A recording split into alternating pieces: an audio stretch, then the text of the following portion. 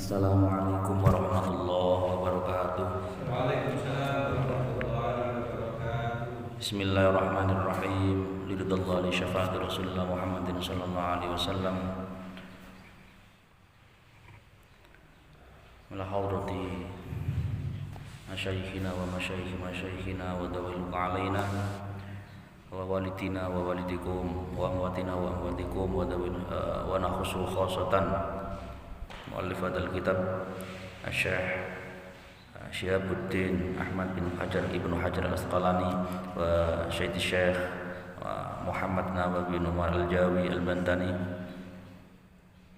nafa'ana bihi ma wa bi ulumnya fid dharain amin wa lana wa lahumul Fatihah. A'udzu billahi minasyaitonir rajim. Bismillahirrahmanirrahim. Alhamdulillahi rabbil alamin arrahmanir rahim maliki yaumiddin.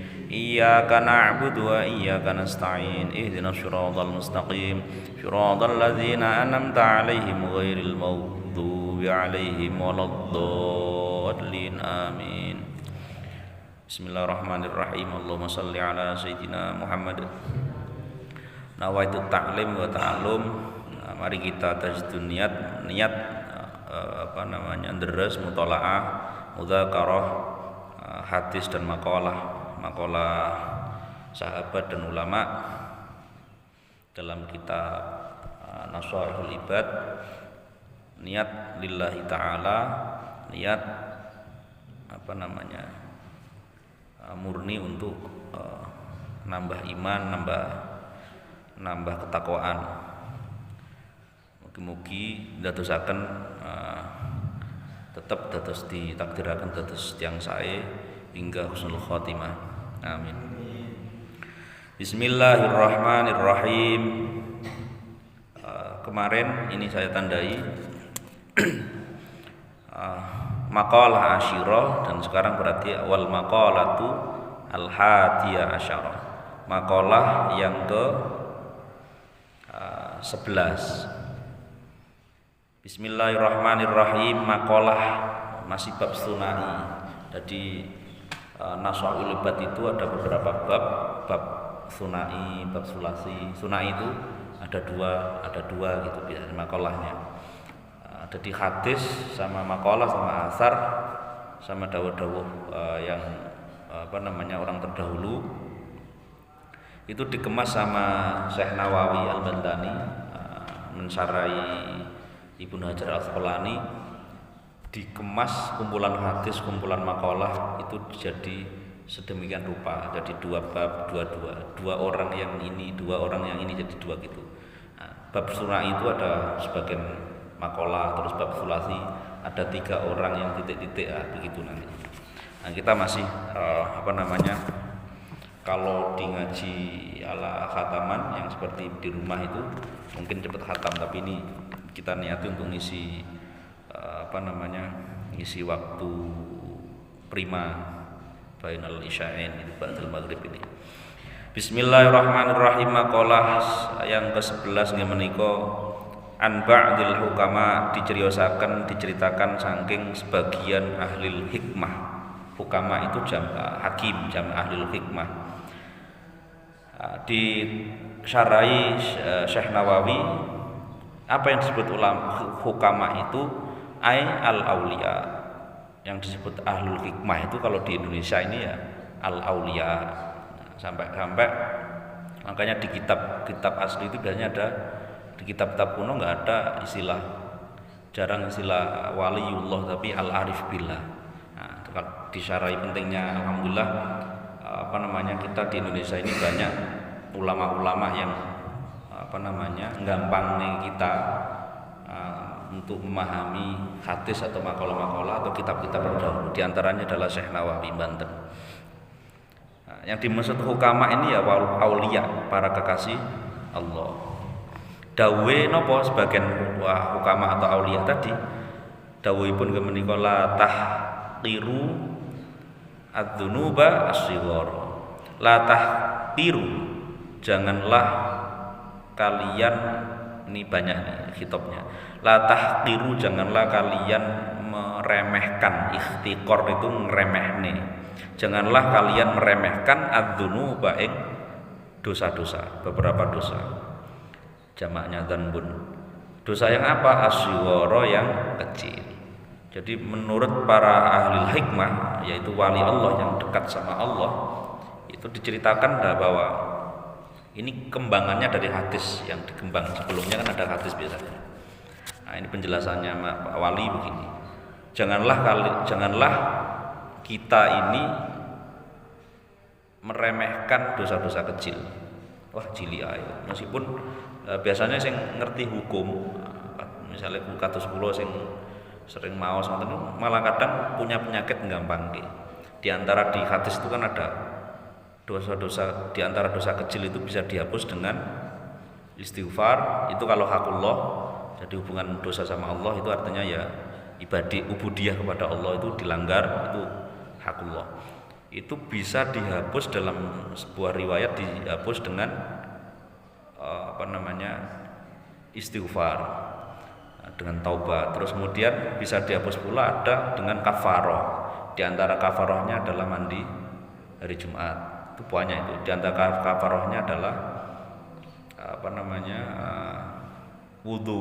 Itu ada hadis-hadisnya. Sehingga begitu ngerti banyak hadis yang murah begini, itu akhirnya ngeremehkan. Wah, cilik kok tak wudoni. Cilik tak gitu. Nah, itu seringkali saya rasakan seringkali tanpa sadar memang.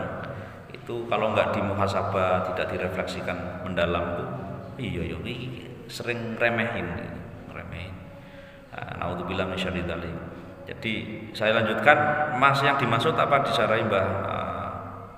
Yang dimaksud la tahqiru itu apa? Bukan menghina dosa itu dihina, tapi disarai, dijelaskan oleh Syekh Nawawi dengan ai la ta'udduha sigharon.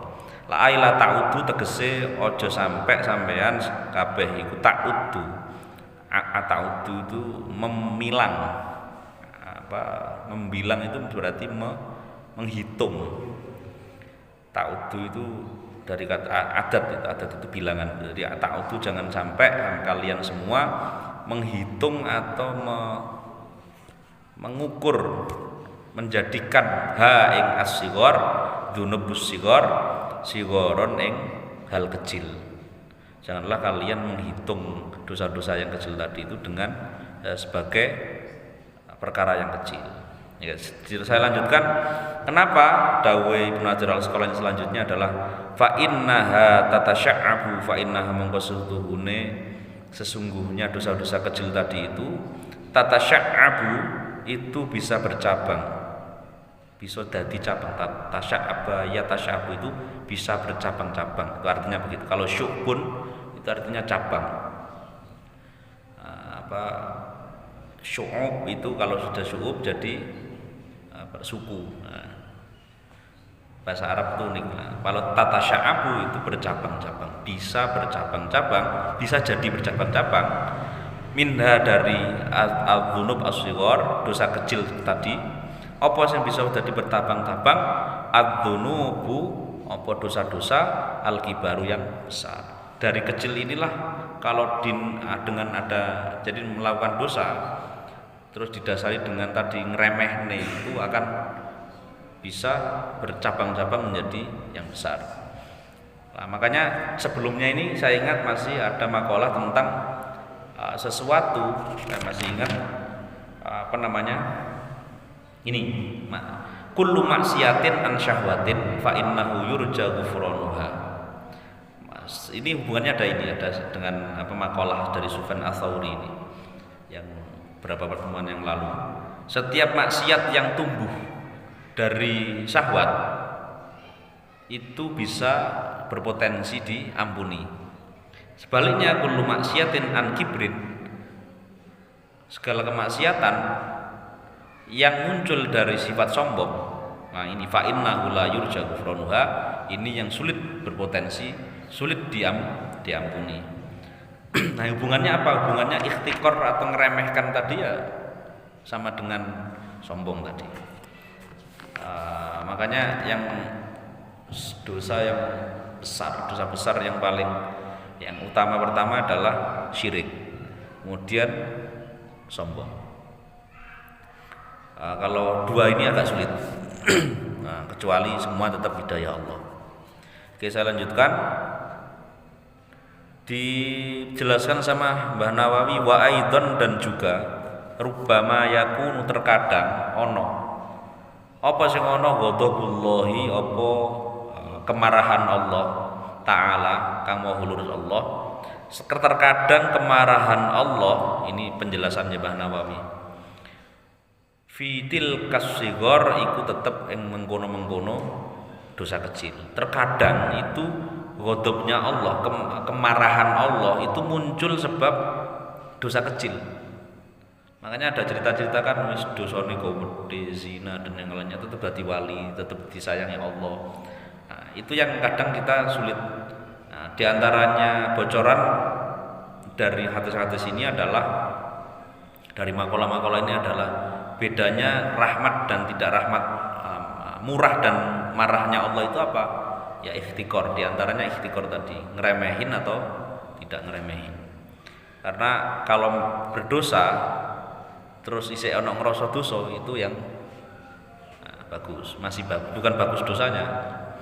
Sebab dalam dawuhnya Syekh Abdul Qadir Jalani dalam Basyairul Khairat itu diantara jelaskan Allahumma sholli wa sallim ala sayyidina Muhammadinil basyiril mubasyiril lil mudznibina bima qala Allahul azim.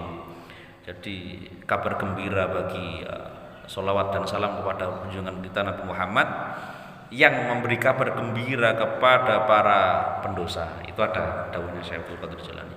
Yang bagaimana pendosa, yang bagaimana, nah, diceritakan dalam dinukil beberapa ayat Al-Quran. Ya Allahumma shalli ala Muhammad. Mugi-mugi kita terhindar dari hal-hal jelek begini, baik sadar maupun tidak sadar. Saya lanjutkan. Wal maqalatus tsaniyata asyara. Nah, kebetulan makalah ke-11 ini sedikit. Wal maqalatus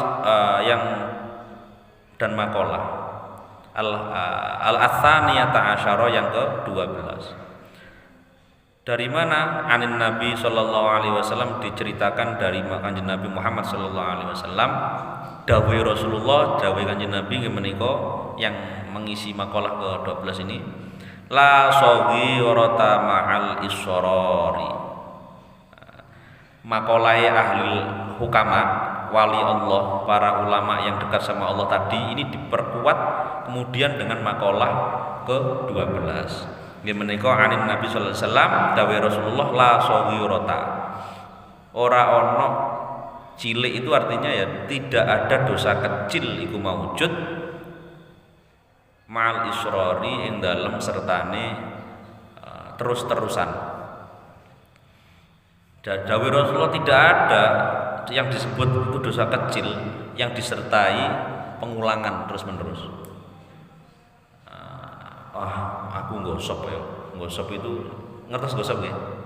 Gosok. Nah, di pondok itu wonten istilah, di kitab itu ada namanya gosbun. Kalau mencuri itu kan ngambil sesuatu, dibawa pulang, dipek, diambil. Kalau gosok boten. Saya pinjam tanpa izin. Saya misalnya mau ke sini, mau pulang pas aduh itu karena sandal ini. Nah, sandal saya pakai padahal saya niat enggak ngambil. Nah, itu di kitab disebut gosok. Istilah gosok ini di masyarakat memang enggak umum, tapi di santri itu umum. Makanya sering kadang ada santri yang paling kutuk, itu kutuk dalam arti lurus, itu izin kan. Bisa nggih sholat di sini, semacam-macam gitu ya. Ada yang begitu karena khawatir gosok. Tapi ada juga yang ini tambahan gitu ya. Itu gosok, mengambil atau menggunakan sesuatu tanpa izin. Nah, tapi di fikih Syafi'iyah itu ada namanya hukum ulima ridho atau maklum gitu. Maklum itu diketak, sudah maklum lah gitu. Contoh misalnya Pak Kartono ini sudah akrab sama saya, di mana-mana ngerti. Kadang pas rokokan bareng nonton niku, bro, saking akrabnya sehingga kan nggak ada akad nih. Rokok kalau ambil kan nggak ada akad, Padahal fikih itu halal dan tidaknya itu diantara halal selain dzatiyah kontennya itu halal kaifiyah, halal caranya. Beras halal tapi nyuri kaifiyahnya, nah berarti beras halal, beras yang nyuri haram. Nah, halal dan haram kaifiyah itu tergantung caranya. Kaifiyah itu cara. Ini buku kitab dari mana? Nah, di fikih itu kalau akad itu ya jual beli. Ini tuku mboten. Kalau ndak jual beli pemberian itu ada sedekah, ada hadiah, ada hibah, macam-macam di fikih itu. Nah, kok di luar akad itu kita ambil di luar akad itu berarti hukumnya tidak halal secara syariat. Contoh misalnya di akad jual beli, selain akad itu ada namanya, ini agak saya tambahi ya di fikih. Yang problem itu seringkali dijual beli. Akad di fikih itu yang diketahui akad itu diantaranya selain jual beli, hadiah, sedekah, hibah, wakaf, itu ada namanya misalnya hutang, hutang, rohon, gadai.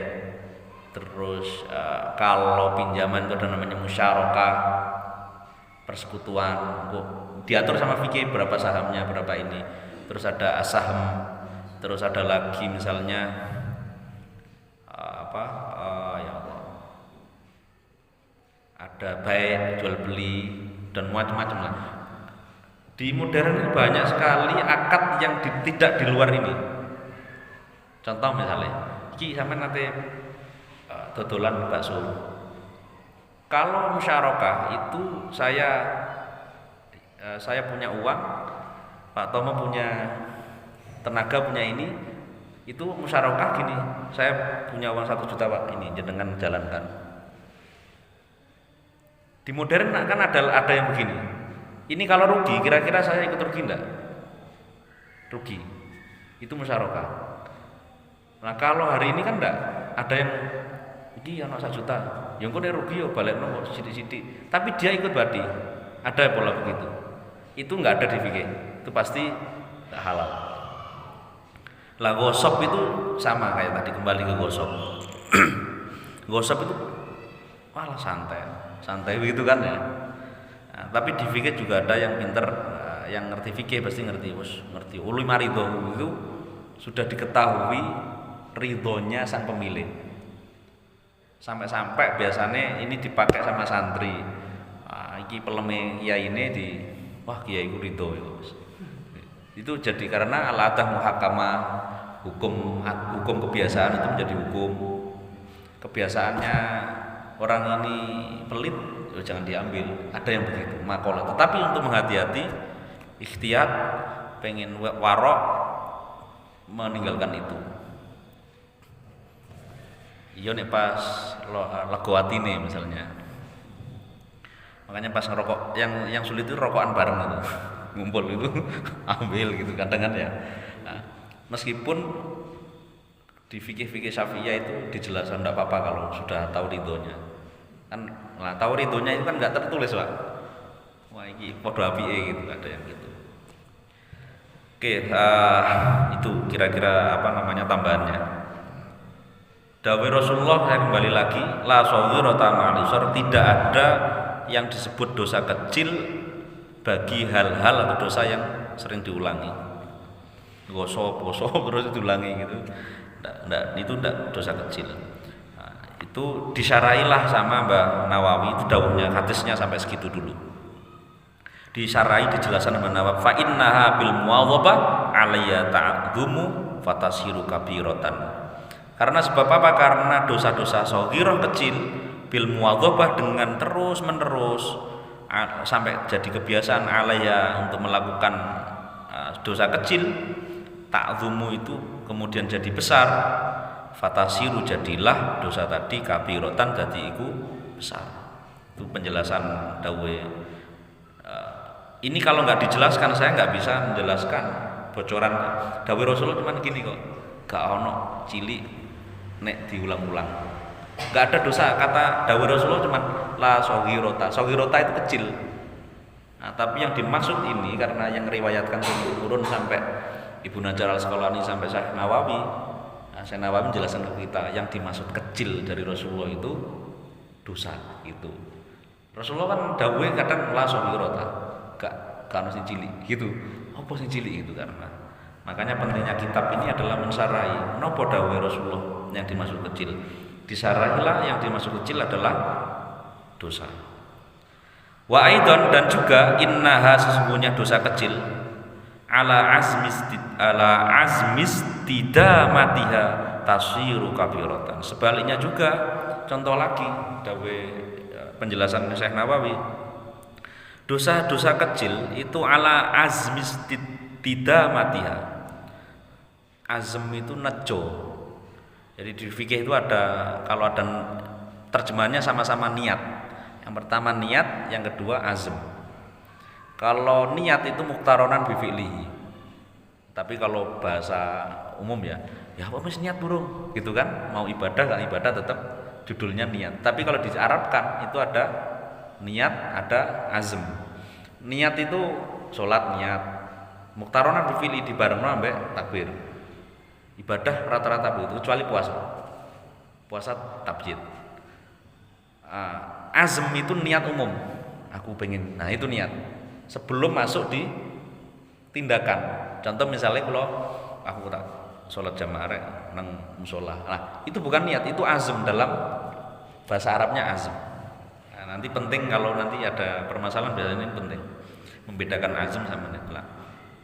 Kembali lagi dawuh Syekh Nawawi Banten menjelaskan dawuhnya Rasulullah tadi adalah bahkan juga bisa saja dosa kecil ala azmi tidamatiya, ala azmi tidamiyah diniati atas dasar niat sejo istidamah itu dawam dari wazan istaf'ala. Kalau ada wazan istaf'ala berarti ada mencari-cari, itu maknanya begitu. Kalau diterjemahkan kadang agak sulit. Contoh ghafaro maaf, istaghfaro mencari maaf atau meminta maaf. Istidamah itu langgeng. Dawam itu langgeng. Istadama berarti golek langgenge. Jadi berarti ada niat. Nah, kalau saya menerjemahkan sampai segitu. Ada istidamah. Tafsir kabirotan bisa jadi dosa besar. Fa inna niyatal mar'i sesungguhnya kenapa niate seseorang fil ma'asi untuk melakukan maksiat kanat iku ono apa niat maksiatan iku maksiat sendiri. Maksiat itu niat saja itu dihitung maksiat. Meskipun berbeda dengan karena rahmatnya Rasulullah, niat apik iso diganjar lebih daripada niat jelek. Itu bedanya begitu. Tapi yopo-yopo tetap dibilang niat. Makanya di Nasul Ibadat itu di awal-awal kita ngaji dulu ada namanya barang siapa yang isu-isuan wis batin pengen ngelakoni apik itu menjadi kebaikan, gitu kan, menjadi kafaroh pelebur dosa.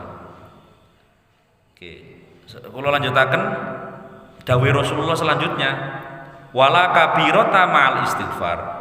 Dawuh Rasulullah setelah wala saghirata ma'al israr wala kabirata ma'al istighfar. Wala kabirata lan ora ana dosa gedhe. Ora ana sing disebut dosa gedhe ma'al istighfari kalau disertai dengan istighfar. Tidak ada namanya dosa besar kalau dibarengi ma'a itu kata apa? Kata sambung yang berarti dempet. Jadi ma'a. Aku dan Pak Tomo pergi ke masjid itu berbeda dengan aku beserta Pak Tomo. Itu di kitab ditulis begitu kan jelas. Oh, berarti nek awal itu Pak Tomo aku melaku disian atau mau di belakangku. Nah, kalau ma'a itu bersama. Luwempet gitu. Maka apa?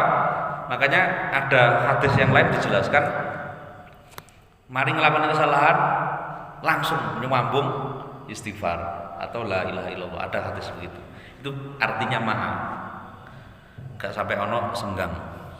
Nah, tidak ada dosa besar yang disertai dengan istighfar. Istighfar itu ya tadi istighfaro, istaf'ala itu mencari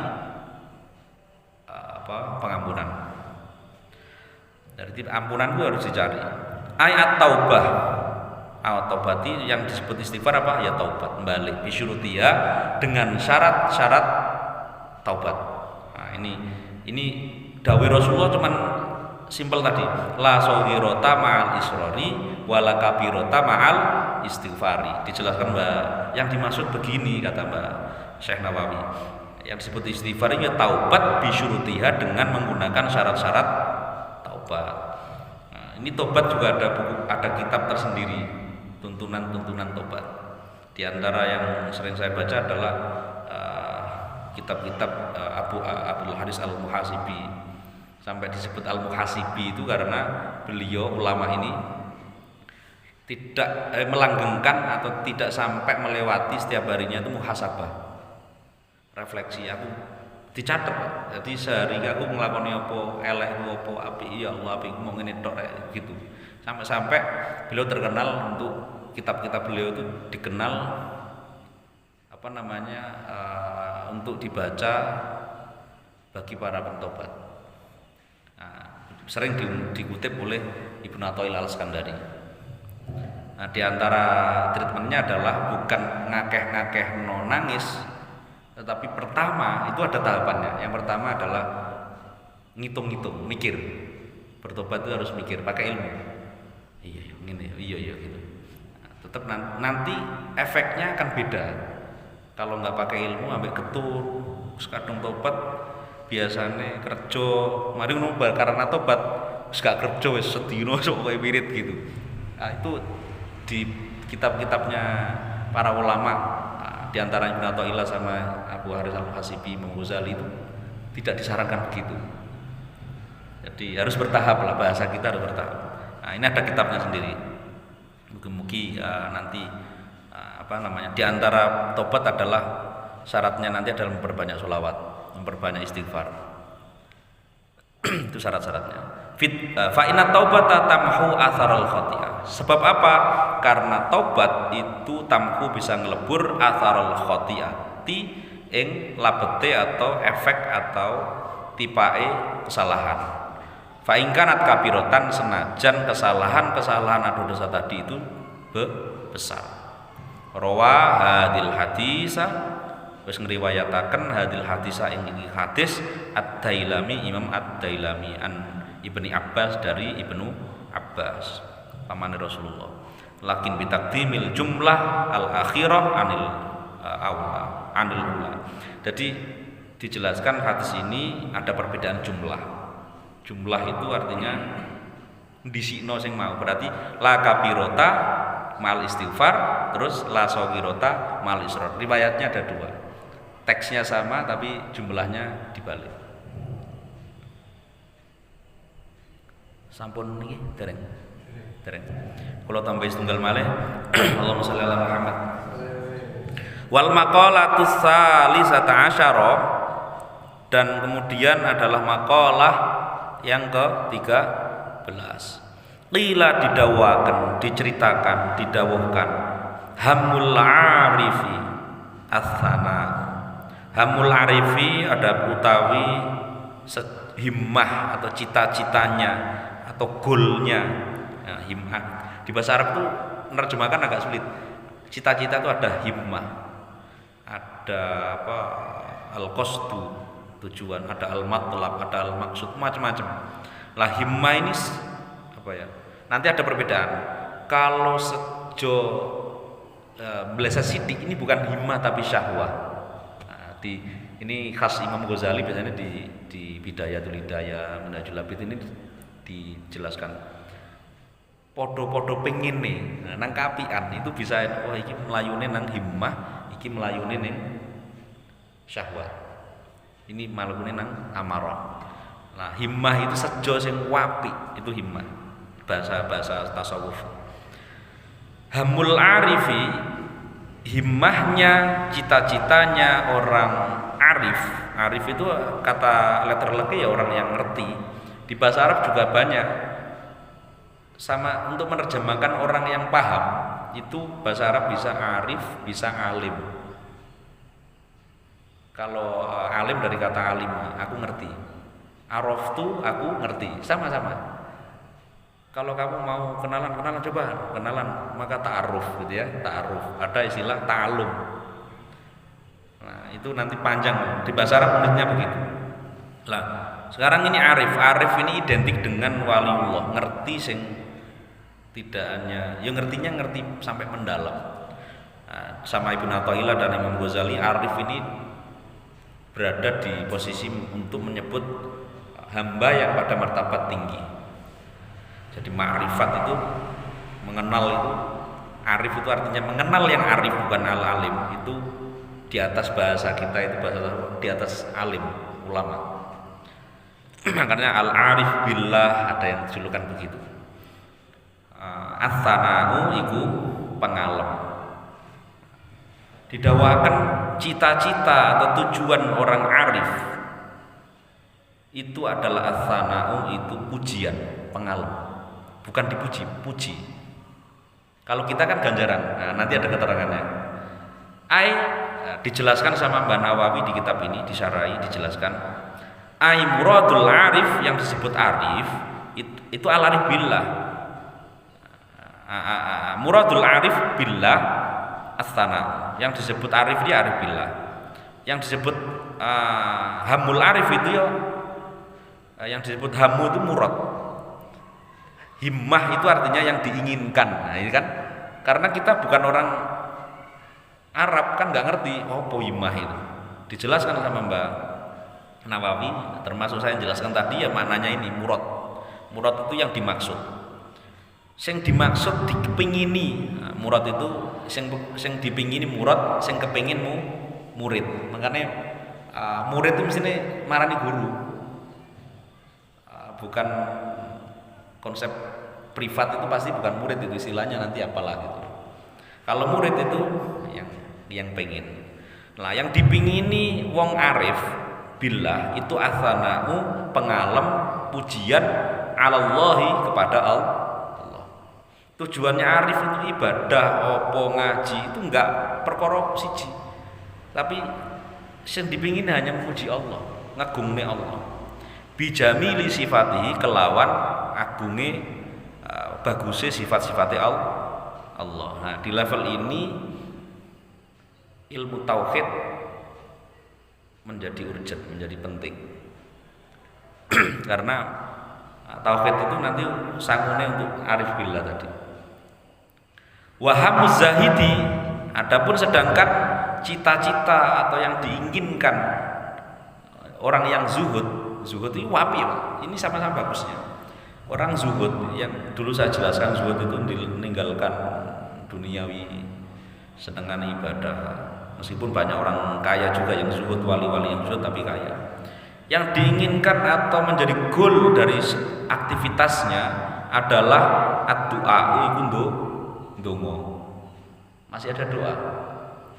Ai muradul mu'ridi aniz zaidi ala qadril hajati minad dunya. Pasti ono ndonga itu njaluk bi qalbihi addu'a, dalam hatinya ada permintaan, itu zuhud. Sebab apa? Di antaranya wa huwa tadarru ilallah bi su'ali ma indahu minal khair. Apakah jelek? Tidak. Ini hanya dijelaskan mawon. Di antaranya adalah wong zuhud, ahlul ibadah yang bukan arif tadi, itu tadarru DP ilallahi, kepada Allah, bisu'alima, untuk meminta njaluk sesuatu indahu yang ada dimiliki Allah, minal khair, di antara kebagusan-kebagusan, kebaikan-kebaikan. Si dijaluk tetap api. Ini bagus, tetapi dijelaskan Mbak Ibnu Hajar Al-Asqalani ini iku si api arif.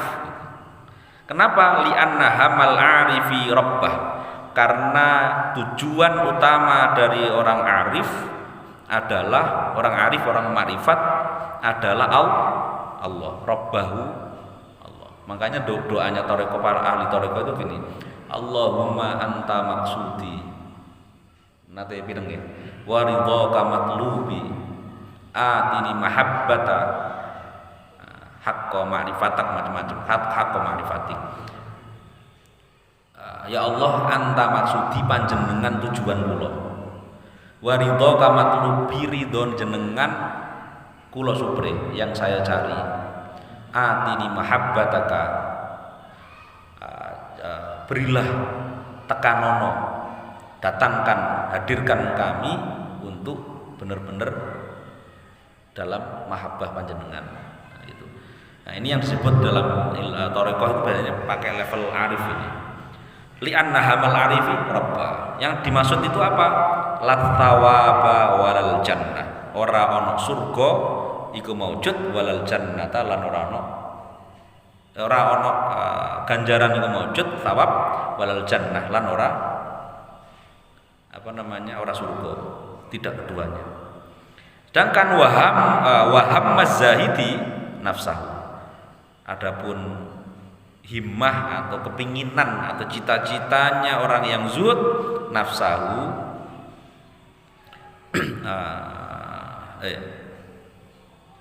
itu nafsuhu itu awak dewe ini. Jadi mikir awak dewe itu bedanya zuhud. Nah, level kita iso zuhud itu suwapi wae. Mun saya manfaat nafsihi tegese ya manfaat apa yang dilakukan itu tetap manfaat, ujung-ujungnya manfaat ke dirinya. Termasuk di gapura kan manfaat kepada kita. Minnat thawabi wal jannah, seperti manfaat ganjaran, pahala wal jannah dan surga. Makanya ada cerita-cerita kalau ada wali di kitab-kitab wali itu orang-orang arif ketika keramatnya ditunjukkan itu nangis. Itu banyak begitu. Ketika aku liyane kudanan, dek kok gak kudanan, nangis. Kalau kita kan seneng, Pak. Liyane di model ngene dek iso loro, iki kok gak loro. Keramat-keramat itu semakin muncul semakin sedih. Nah, dawuhnya ada cerita masyhur itu di pengajian-pengajian yai menceritakan tentang saya Kiai Abdul Hamid Pasuruan. Wedi karena apa? Wedi tadi dikei lah yo aku ngajar ngene kok dikei dimulyono wong. Khawatir nanti feedbacknya itu enggak sampai ke pas di akhirat. Feedbacknya dibayar oleh Allah di dunia, di cash di dunia, itu yang dikhawatirkan. Nah, kalau saya sih mikirnya gini lali terus itu, enggak sulit itu. Makom-makom begitu sulit. Ai manfaatan nafsah. Berarti manfaat nang awake dhewe. Wa farqu baina man himmatuhul khur wa man himmatuhu arafus sudur. Itulah bedanya antara orang yang himmah goalnya, cita-citanya bidadari, dan orang yang cita-citanya rafus sudur itu disingkap kebodohan-kebodohan sehingga menjadi ma'rifat kepada Allah. Itu bedanya itu. Nek zuhud isik bahas jatuhnya ke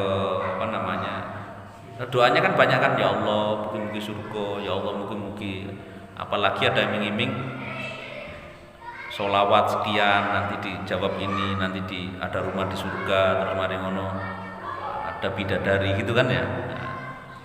Nah, itulah bedanya. Wong-wong sing makalah ini pengen menjelaskan diantaranya adalah ada bedanya orang yang cita-citanya bidadari sama cita-citanya kebuka singkap kemarifatan atau mengenal Allah. Karena berarti makanya didakwakan doa yang paling istimewa para kiai-kiai sepuh itu adalah ditakdirkan kepanggih Rasulullah dan dapat melihat mengenal Allah yang sebagian mana mestinya, baik terutama di surga. Mungkin manfaat kita ditakdirkan jadi zuhud insyaallah. Mungkin kalau guys mun marem apa malih dituntun menjadi level atau akhwal ma'rifah araf billah. Mungkin manfaat. Ngapunten ihdinas shiratal mustaqim. Wallahu muwaffiq ila thoriq. Wassalamualaikum warahmatullahi wabarakatuh.